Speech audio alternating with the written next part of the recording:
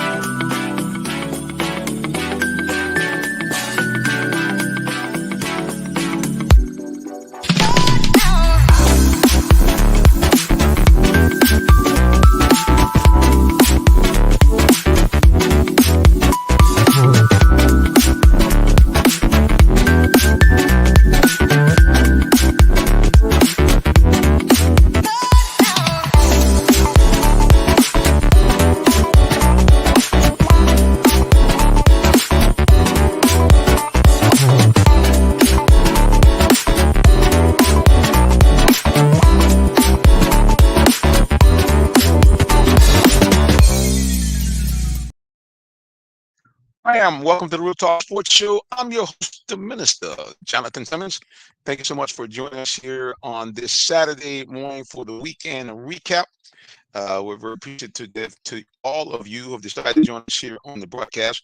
Especially, I want to give a big shout out to those of you who are listening to us live on the legendary WIGO Pacesetter 1570 AM and also on WIGO 1570.com. Appreciate all those of you who have locked in to join us today. I have 1,000 apologies for those who may be viewing the broadcast and experiencing maybe some type of technical difficulties with me on the video end. Uh, One of the nasty things that happen when you're going live is that you are at the mercy of the technology. And so we are still battling that issue. But we thank God for those of you who tune in to join us and check us out. Hey, listen, the good thing is that you guys actually can be a part of the show. You're saying, well, doggone, how do we do that?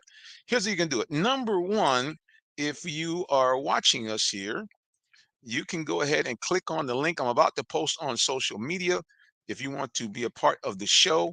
Also, if you think hey, I want to call in, you can call us on the phone line 404-361-1571. And our producer, we got a guest producer today. He's actually our program director, Kevin Buchanan, is behind the glass. You can give him a call and he'll call me and update me on what you guys have to say. And we'll certainly get your comments on the air. Or if in fact you want to um, be a part of the broadcast, to be a part of the show, I'm going to put it on social media here. There will be a link that will let you come right in and you can do this. You can either do one of two things. Either you can hop on audio only. So just like you do on Zoom, you can go ahead and put your avatar up there and don't come on the screen at all and just give us your comments and you'll hear it on air. Or if you say, look, I actually want to be like, pretend I'm a co-host for the day, no problem. I'll bring you on and people will see you as well as hear you. Now, I will tell you, you know bad language. No bad language. We can't do that. And if you do that, we're going to put you off immediately and get you on out of there. But if you want to do it, I'm going to type it up right here and put it up for you. And for those of you, again, who are watching, for those of you listening, your best bet is to call 404-361-1571. The question I asked on the title of this, and maybe it's just me, maybe I'm kind of, uh, not locked in and zoomed in as I used to be on these programs, but I got to ask you guys a question. Did you find an NBA draft that you didn't know who most of these guys were? I mean, seriously, did you know any of these guys? Um, because I didn't. I mean, I'll be honest with you. I mean, maybe it's because I don't follow college basketball as much, because usually I rely on our basketball savant, a guy who's well known here in the Atlanta area and even nationally. Deshaun Tate normally comes to join us to talk more college basketball. I had no clue who most of these guys were. The other thing is, I didn't know that the NBA now in the draft is using now you can draft guys from the G League. I guess if they've not gone to college, they can now go in the draft. They have these kind of semi-pro teams. Like there's a team here in Atlanta, I think it's called the Elite, where they had two guys that were top 20 draft picks. I'm like, what? How did this happen? That's my question. Did you know the guys drafted in the first round? If you did, please put it in the comments. Love to have some feedback from you, because, like I said again, I just had no idea. And I think some of this may be, in fact, at least hopefully, improved by the NILs. Hopefully, what you'll see more guys, because they can make money, will stay in school, and we'll get kind of what we had, you know, and everybody says the same thing. I know that, hey, their time was better than the current time, but the realities are, it seemed like, maybe it's just me, it seemed like going back a few years ago, that college basketball players at least stayed a couple of years, rivalries developed, and maybe because the marketing was better, that you got a chance to know some of these players, and you look forward to seeing them in the NCAA tournament. And sometimes you look forward to seeing games against teams that establish rivalries, and consequently you knew the players a little bit better. But like I said again, I don't, I just did not know a lot of these players, and it just was shocking to me. Like I said again, that they have moved, um, to even bringing guys in on the G League and that kind of stuff. So again, that's my question early on. Did you know any of these guys here in the first round of the NBA draft? The other thing is, for those of you who are Hawks fans, mm, did you know the guy that, or had you heard much about the guy who was the first round pick for the Hawks? Now, don't be wrong. I don't want to throw shade on these guys. All these guys are outstanding college players. I don't want to take away from that. But the Hawks announced that they drafted Kobe Buffkin from out of Michigan. And I'm going to read some of you his stats here. He was a sophomore. And this is the overview from Mr. Kobe Buffkin. It says that he kind of came on late for Michigan. I'm reading here from the NBA.com. It's from their draft synopsis. He said over the last 12 games for Michigan, they averaged 17.4 points a game, 6.1 rebounds, 3.3 assists, and almost 2 steals per game. And he shot 52% from the field, and more importantly, 45% from the line. He was a McDonald's All-American in 2021, and he is only 19 years old. Now he is 6'4", and he is kind of a slight 187 pounds. Born in September of 20, September 2003. Now, they said that he is a do-it-all combo guard specializing in scoring around the basket. They said his body control and offensive polish are very impressive, and he's a well-built lefty. Now, that's kind of a cool thing, being a left-hander, because as you know, in most sports, everybody's used to guarding a right-hand player. So the fact that him being a lefty is going to create some problems, I think, for people trying to defend him. Hopefully, when the Hawks get him in here, they say, make good decisions with the ball. They say he's a great rebounder for a guy who's a guard, and they said his size allows him to allegedly defend ones, twos, and possibly small threes. And they said that the fact that he is able to do so many things at the guard position make him a good pick for the Hawks. Now, when you read that type of feedback, what you're thinking is, okay, well, whose minutes are eventually he's going to take? Because right now the rumor mill is swirling around. It's usually the same guys all the time for Hawks, but the rumor mill is swirling around DeAndre Hunter and also John Collins. These guys are going to be moved for two reasons. Number one, they are very, very expensive players, especially John Collins. He's one of the guys that's kind of pushing Atlanta over the so-called luxury cap, which after stating originally that he didn't care about going over the luxury caps. It meant that he was going to win. Now a Tony Wrestler, a guy who I will go on record saying I've actually met on several occasions, had the chance to talk with him. Not so much, the X's and O's or the financial aspect of the Hawk, but just talk to him almost like, we both took the hats off him, like fan to fan, so to speak. Like I say, he seems like really just a great guy, very engaging, just great guy to be around. You would never think that this guy is worth, you meet him, uh, almost $3 billion. And when I say that, I don't mean that he somehow is. It seems like when you think about somebody, having $3 billion, and of course, maybe today times are different, but you think of a guy that will be somewhat detached from the public, but very much like in the reign of a lot of the new owners that you see right now, they're just very engaged with the players and to some degree very engaged with the fan base. So Tony Wrestler has kind of been that, even though he hasn't done a lot of that, so to speak, with the media, the mainline media. If you go to a game, you see him. You go there early. Guy comes in, he's got his hoodie on. A lot of time, he has like a sweatshirt. A couple hours before the game, he's out there with the teams, out there interacting with Dominique Wilkins and so forth. But Tony, if you're watching, brother, the key thing to ownership is winning.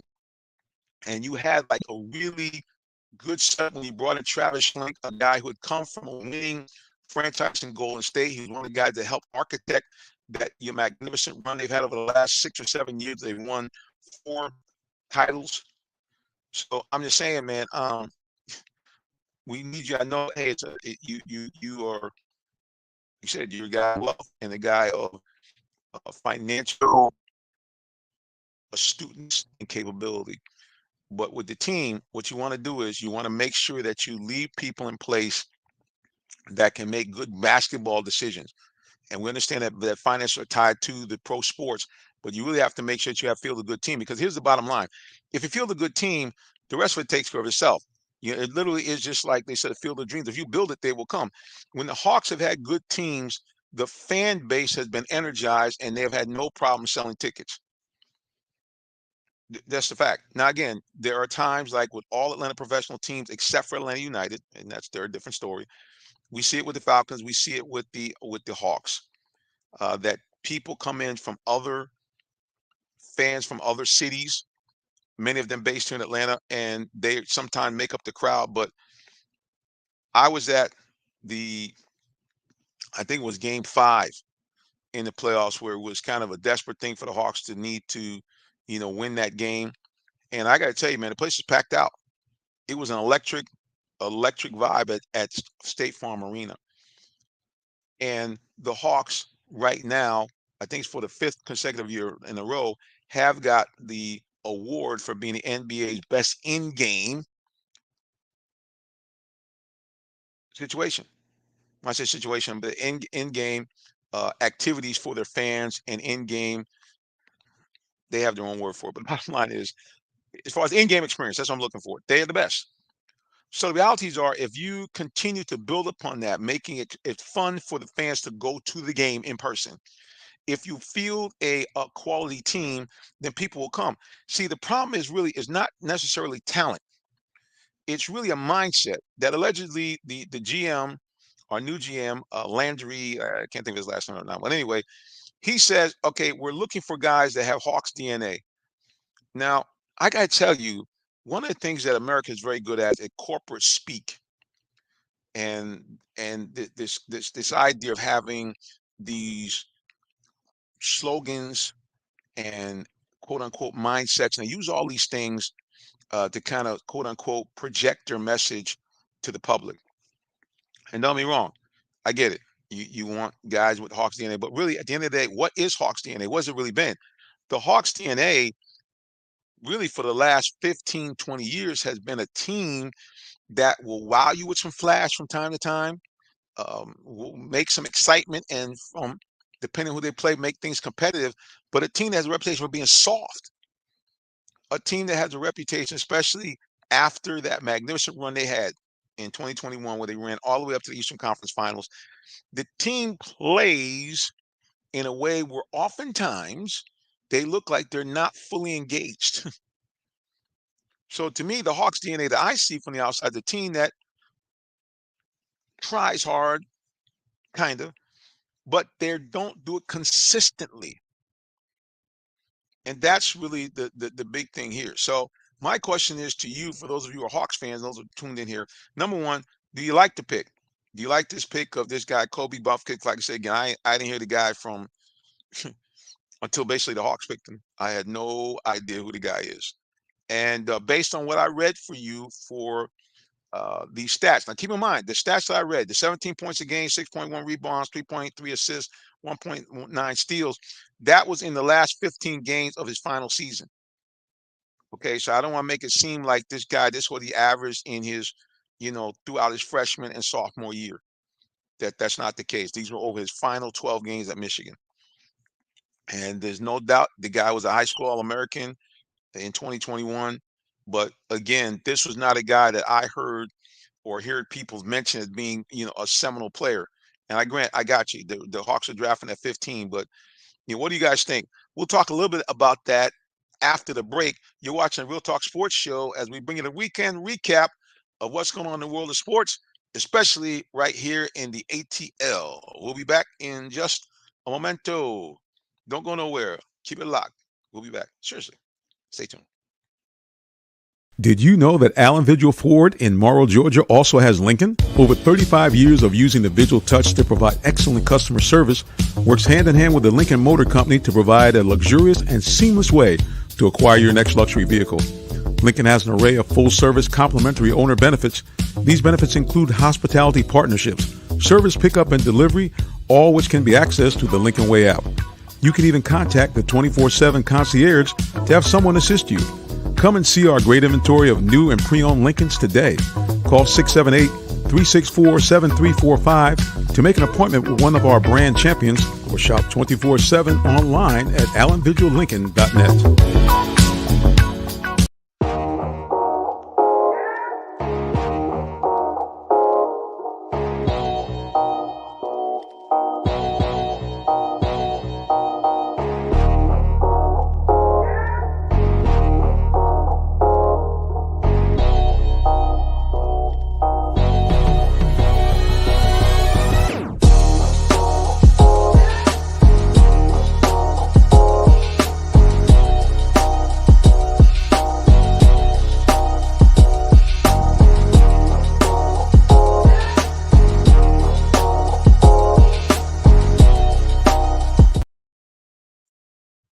And I like that vibe. I like that vibe. You're listening to the Real Talk Sports Show. I'm your host, the Minister Jonathan Simmons, and we're rocking a little bit of that old school feeling from back in the 80s. That little drum pop reminds me of Phil Collins and the music he was doing back in the 80s, especially much of the music that you heard on the television show Miami Vice. You guys remember that? Miami Vice with Don Johnson. And I can't think of my man's name, the brother that was on. He was always clean, the ladies' man. But at the end of the day, that's kind of what that vibe reminds me of with that drum roll situation. Well, guys, we're discussing Hawks and NBA draft. And so again, my question is, first of all, how many of those guys did you really know in the NBA draft this year? How many people knew that there was like a semi-pro team called what they called the Ignite? Let me get in here. Let me make sure I got it right here. The number 3 overall draft pick was a guy by the name of Scott Henderson by the Blazers, and he played in the G League called Ignite. And here it is. Let me get it straight. The first brothers ever to be drafted in the first round together as quote-unquote lottery picks, it was this year. And like I said, the team was based out of Atlanta. I never heard these guys. I promise you, never heard these guys at all. Thompson brothers. Amen Thompson, like that known. Amen. And Ausar Thompson. They played for the Overtime Elite, which is a team based in Atlanta. I can tell you guys, I never heard of them at all.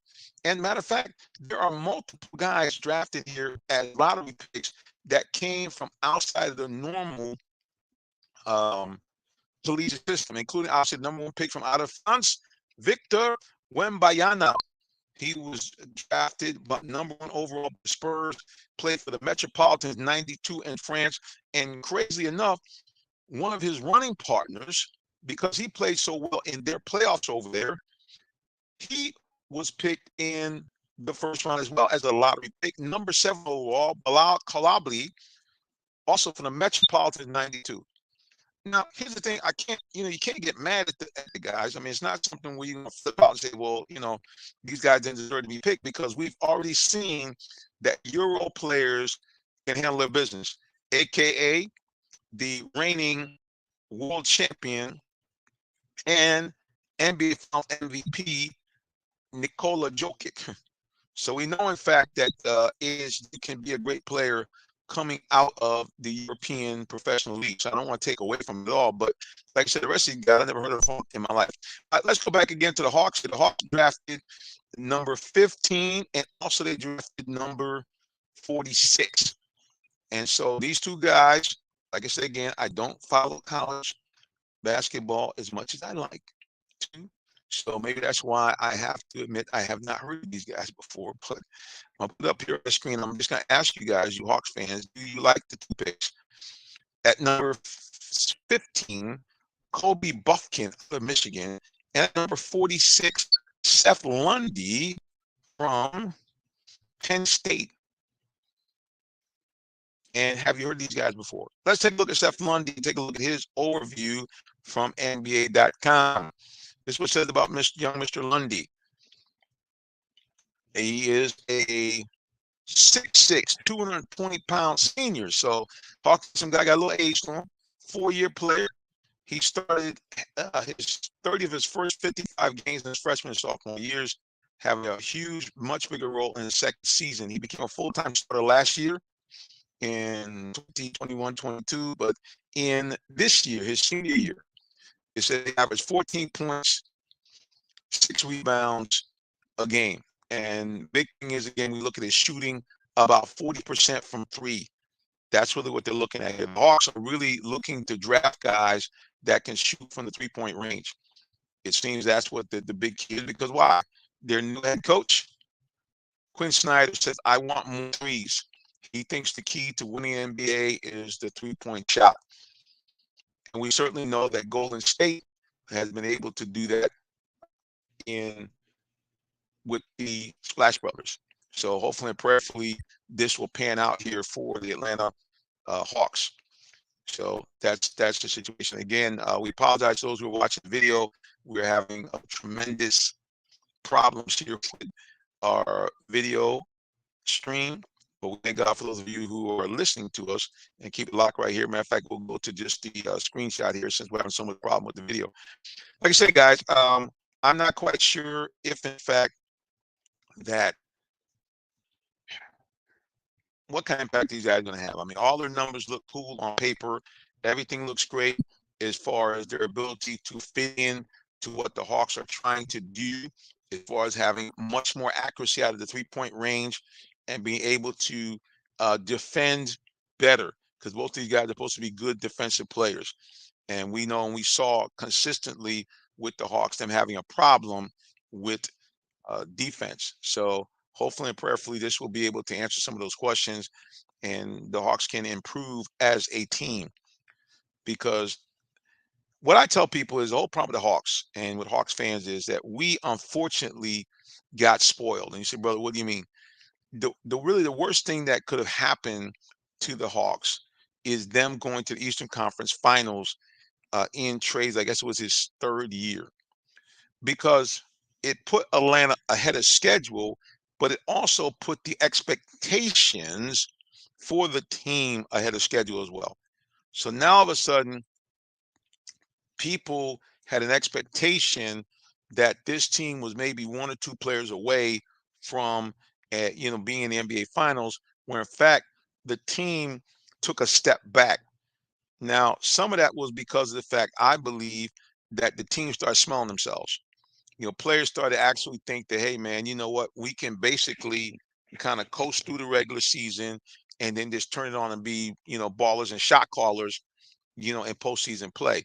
And as a matter of fact, even Trae Young himself said, hey, the regular season is kind of boring.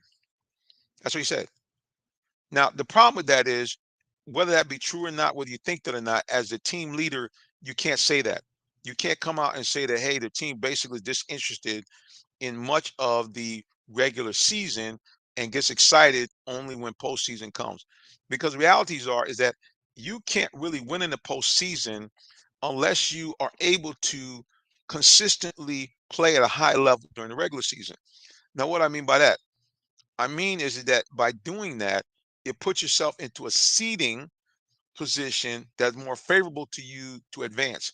Because the way the playoffs work, and rightfully so, the teams that have the better record, the teams that perform better in the regular season, they play teams that are ranked lower in the standings, which means usually those teams are drastically inferior to that high seeded team, which then extrapolates into the formula that if that happens, most likely that first round, that first series, the better team is going to win.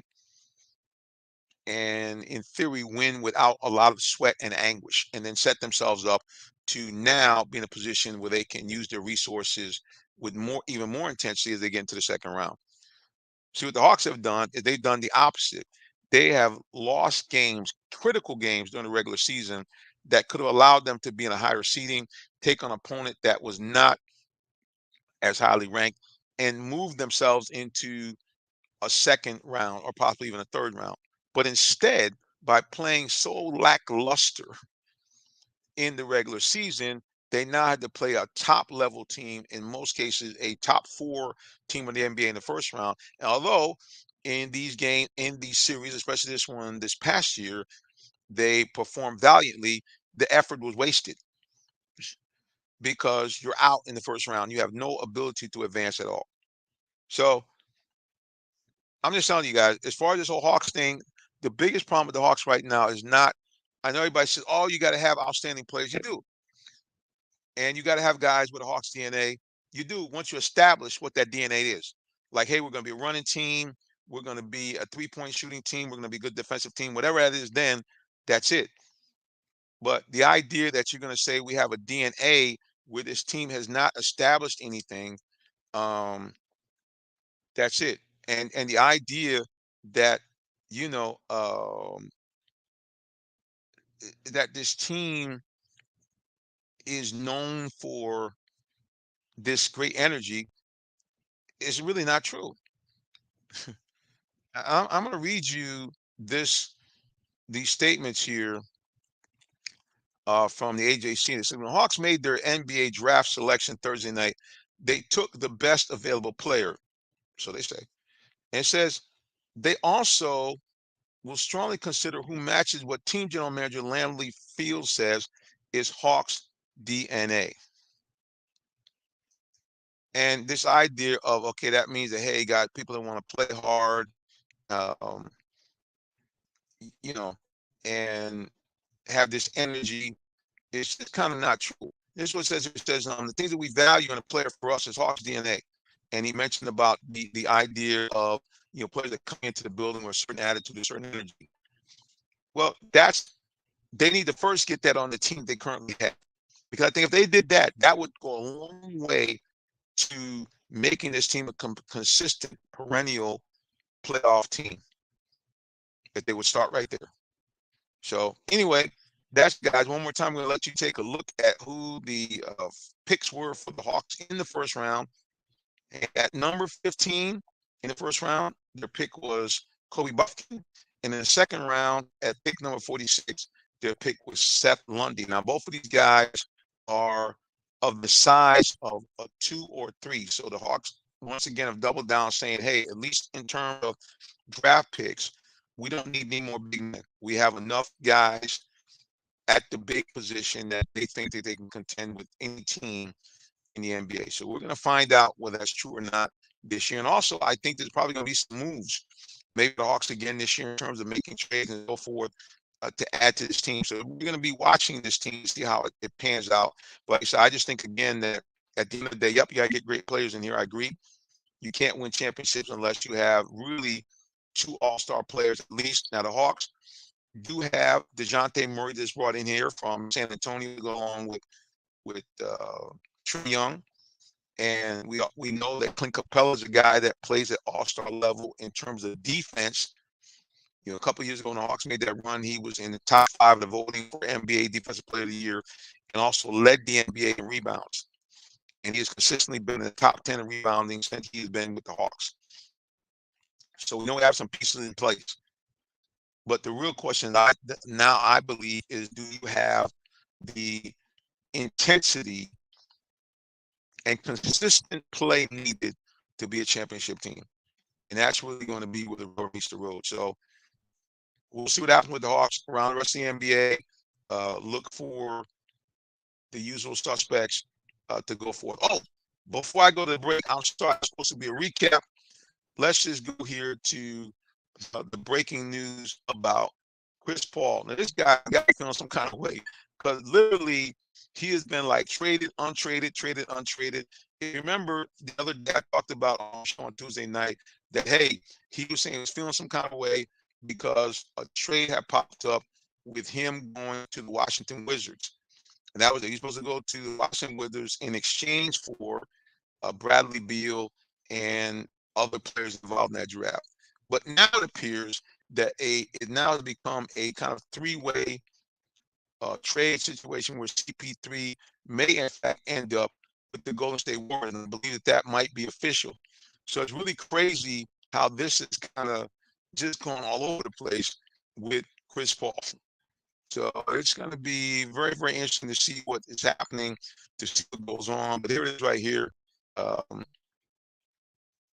We'll go and pop it up again for you here about CP3 again. It looks like he's been traded to the Golden State Warriors.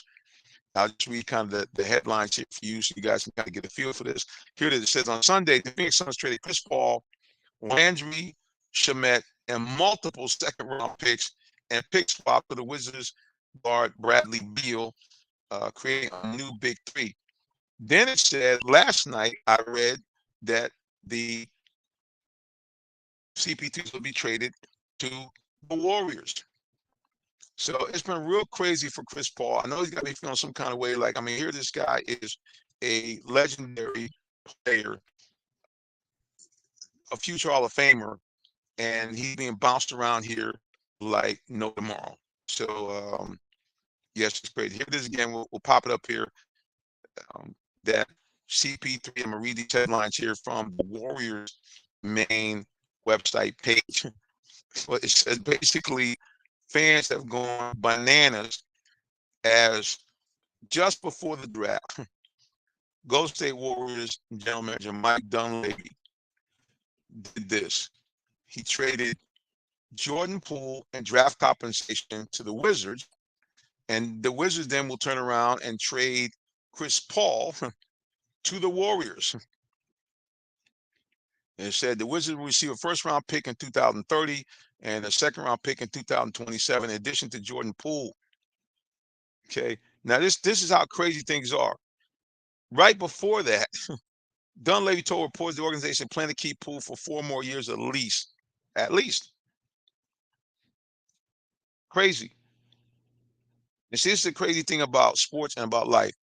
You really can't believe almost anybody anymore. Because people will say anything or do anything to get what they got to get. But anyway, that's the wrap up from the NBA. Chris Paul was a Wizard for about 2 days. Ends up going to Golden State, where he will be paired with Steph Curry and the Splash Brothers. And I'm not sure how that's going to work at all. That just seems to be a trade that doesn't make sense to me, unless they're going to trade him again. It just seems to be crazy. Why would you bring in Chris Paul at the point guard position when you already have another future Hall of Famer as Steph Curry at the point guard? Unless you're just going to bring CP3 off the bench as a 6th man. But that trade to me doesn't make a whole lot of sense. And Jordan Poole, all his shenanigans notwithstanding, seemed to be a guy that if you could get his head on straight, could be an impact player, which he showed last year and early this year. But we're going to see, folks. That's the recap for what we have over the weekend in the NBA. So you keep it locked right here, and we'll be back with more sports talk on the Real Talk Sports Show in just a minute. Don't go anywhere, please. Thank you, and stay tuned.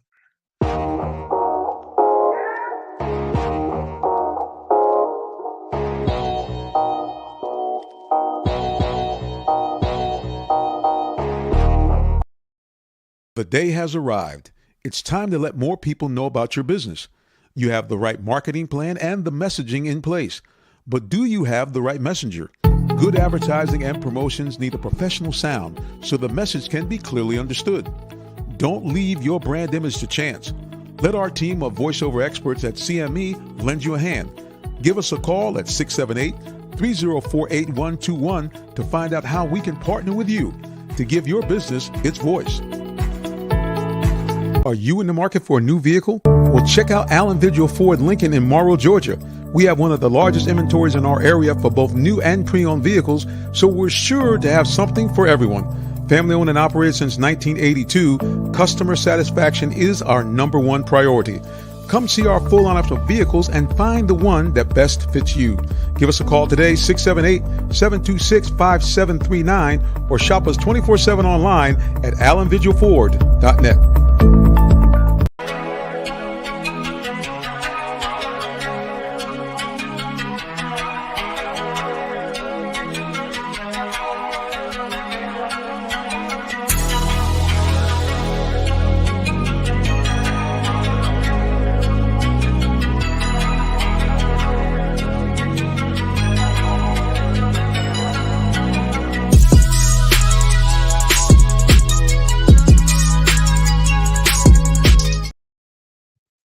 Welcome back to the Real Talk Sports Show. I'm your host, Minister Jonathan Simmons, and we thank God for those of you who have tuned in to check out our broadcast. First of all, big shout out to those of you who are listening on the legendary WIGO Pacesetter 1570 AM and also listening to us online at WIGO1570.com.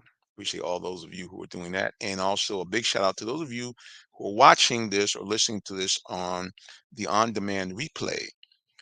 We appreciate you because that means that you say, hey, you know what? I got to catch the Real Talk Sports Show regardless. I'm going to be busy Saturday morning, but I got to get it. So we appreciate you for checking us out here on demand. Well, speaking about on demand, Major League Baseball is rocking as they roll in through the first third of the season. And right here in the ATL, we got the biggest dogs around. Who is that? Of course, you know what it is. The Atlanta Braves. Braves are rolling. You hear what I'm saying? The Braves are rolling. They are 8-2 in their last 10 games, including a sweep of the Colorado Rockies.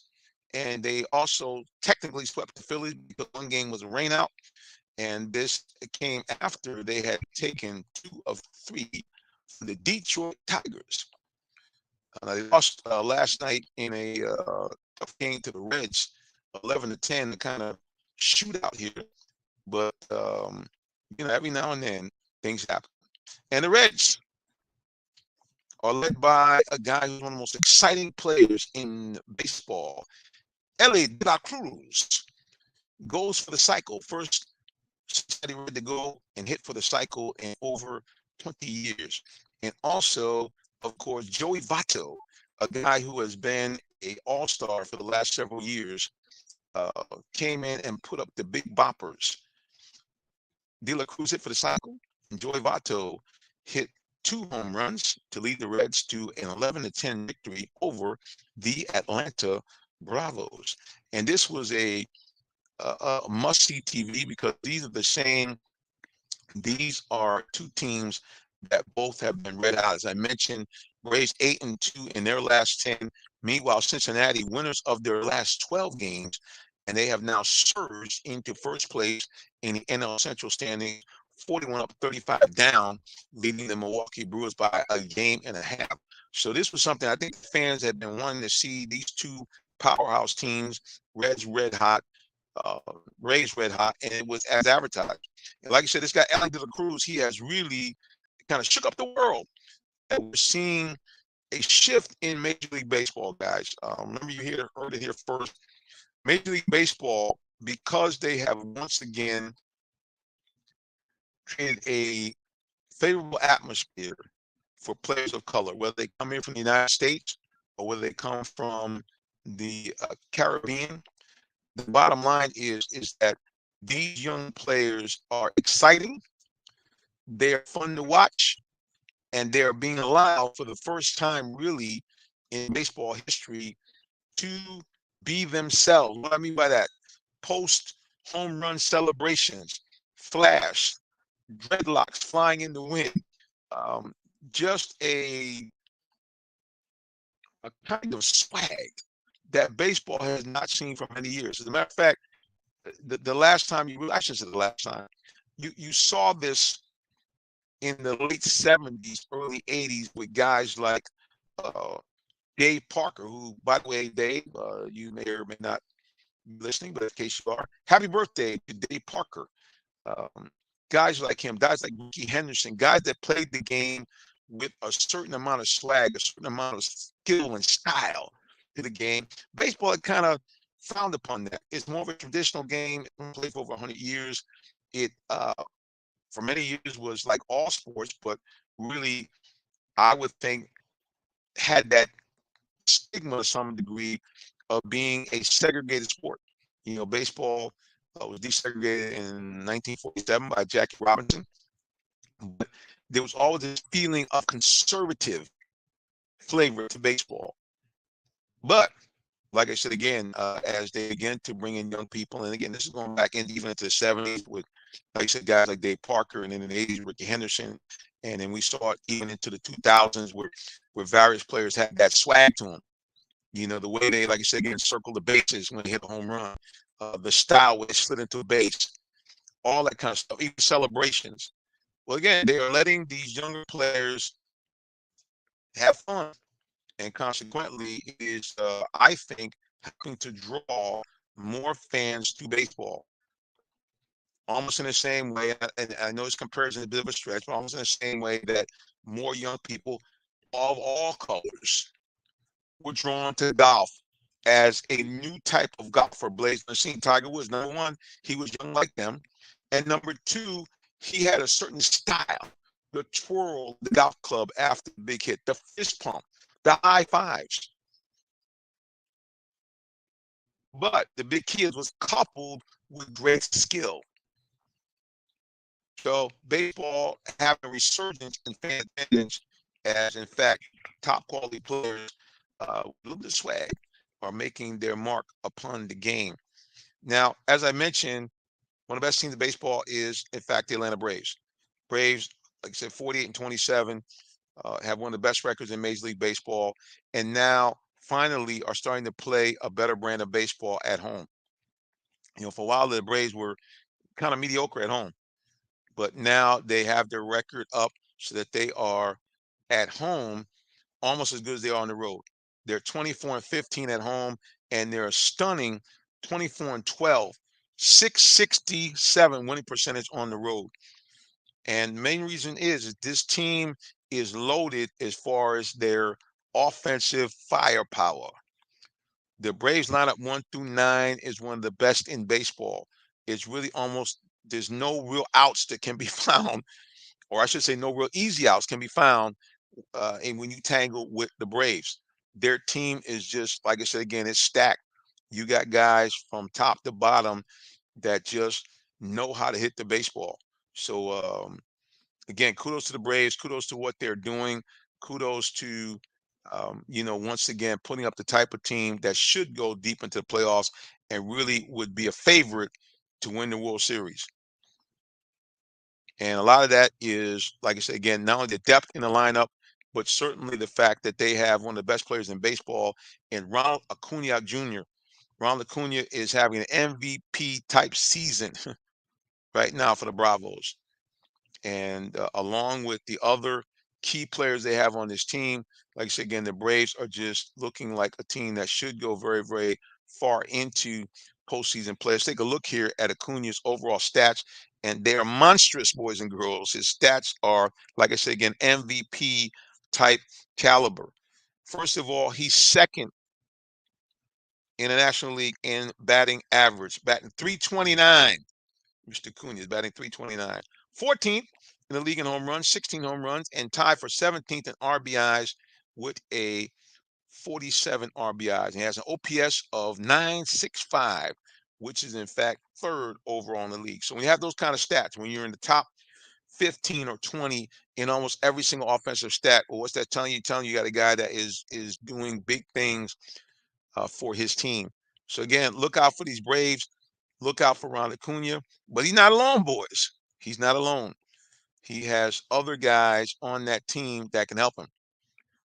He's got big boppers. And like I say again, almost every single position. So look for these Braves to make some noise in the season. Also look for the Tampa Bay Rays, who started off winning 13 consecutive games. And they still have one of the best record, if not the best record, in Major League Baseball. So again, it should be great. Wouldn't it be cool if you had a World Series between the Braves and the Tampa Bay Rays? I like to go that only because hopefully I can go to the away game in Florida and check them out. But like I said again, look for the Braves to continue to make noise as the depth of that lineup, guys like Acuna, guys like Matt Olson at first base. Look at some of his stats. Matt Olson is tied for second in the league in home runs with 23 dingers, tied for fourth in RBIs with 55 runs batted in, tied for 19th in OPS at 866. The only problem that he has is the guy is a strikeout and out machine. He is not a good hitter for average. He's batting only 233. But that lets you know that when he does hit the ball, he's hitting with impact. Like I say again, 23 home runs, which is tied for second in the league, and 55 RBIs, which is tied for fourth. At the end of the day, most teams will live with a bad batting average if you can drive in runs. And Matt Olson, they're going to constantly keep him in the middle of that lineup to do just that. And of course, the other two guys that really continue to shine offensively is a guy who last year was a contender for MVP. Now he's been a little bit a little bit of a slump, but he seems like he's coming out of it. And I'm talking about Austin Riley, 13 home runs, 37 runs batted in, batting 264. None of those things are staggering, but he had a slow start to the beginning of the season. And I look for him to put up the kind of numbers he put up last year, 30 plus home runs and over 100 runs batted in. And last but not least of this, I like to call him the big four, Ozzie Albies at second base. And he's probably one of the most unheralded guys on the team, but he is constantly putting up very nice offensive numbers, especially considering he's a second baseman. 17 home runs, 53 runs batted in. The 17 home runs are tied for 11th overall. 53 RBIs is tied for 10th overall. And he's batting 266 with an 818 OPS. Again, from an infielder, middle infielder, for you to be able to get a guy that is in top 15 in both home runs and RBIs, you have yourself a team that is going to be very, very tough. So again, looking at the Braves, look for them to continue to make noise as they go through this MLB season, and keep your eye out. As a matter of fact, let me say this before we go to the break. If you have not been out to Truist Park, you, sir, need to go. Because first of all, going out to that location, Truist Park is really kind of in this grand kind of package of work and play in real time. So they have office complexes around there. Matter of fact, the Cobb Chamber of Commerce, their office is located right across the street.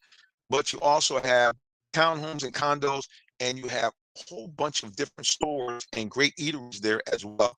They even have the Roxy Theater. And all that stuff is literally within walking distance of the stadium. So if you haven't been to Truist Park, go check it out. And last but not least, even if you can't afford to go to the game, here's the cool thing. They have kind of like an open plaza, literally right next to the stadium, like a grassy knoll area where you can bring your kids, you can bring food, whatever you want. And they have these huge Jumbotron screens you can watch the game. And the cool thing is you can still see some of the stuff they do at the game, like fireworks. Like every time a Brave hits a home run, they launch some fireworks. And every Friday night they have a huge fireworks show there. So if you haven't had a chance to go out and check out the Bravos, if you're in the Atlanta area at Truist Park, I ask you, I should say, just go check it out. You're gonna check it out. Check out more from our sponsors here on the Real Talk Sports Show. We'll be back in just a moment. Don't go anywhere, please. Thank you.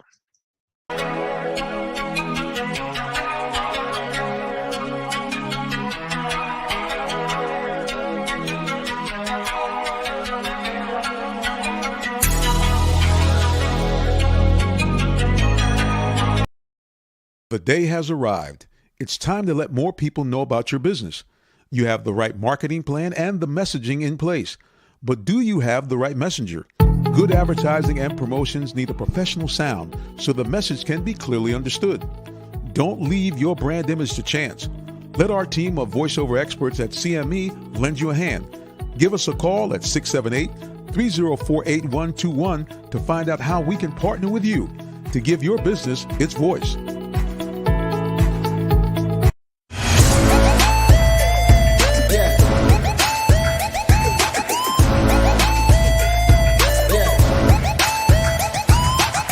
This is OJ Howard with Real Talk Sports. What's up, guys? This is Tim Tebow. You're listening to Real Talk Sports. This is Charles Woodson. You grab the mic. You ready? This is Charles Woodson with Real Talk Sports. Hey, it's your boy JB Smooth with Real Talk Sports.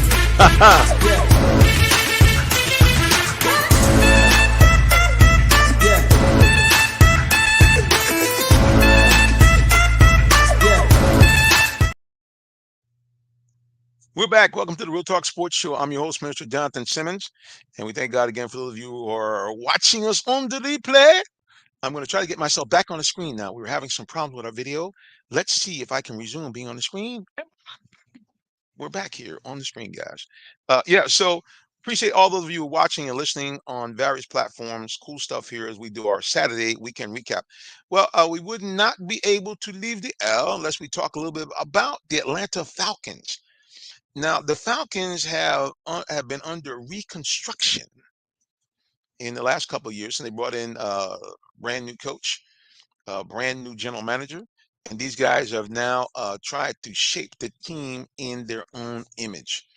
And I think they're doing a pretty good job of doing so as the Falcons are shifting away from being a pass-happy, sling it down the field, 500-600 attempts a game under the tutelage of Matt Ryan, who's borderline potentially a future Hall of Famer, to now saying, hey, we're going to pound and ground.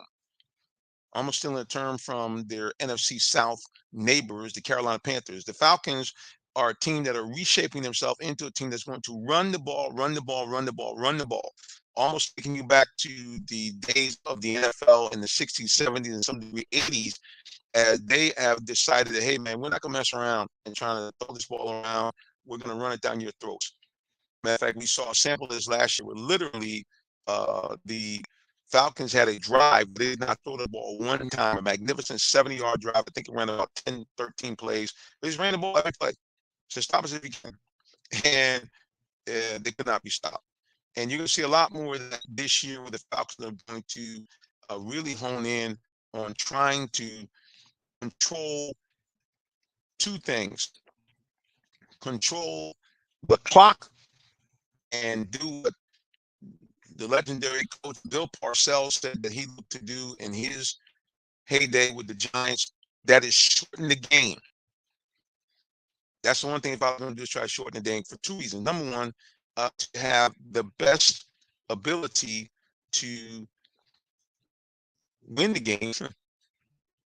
And number two, how that is done through, number one, the offense limiting the other team's offense, time on the field and time of possession, and also by doing that allow their defense to play even better because they're not on the field as much.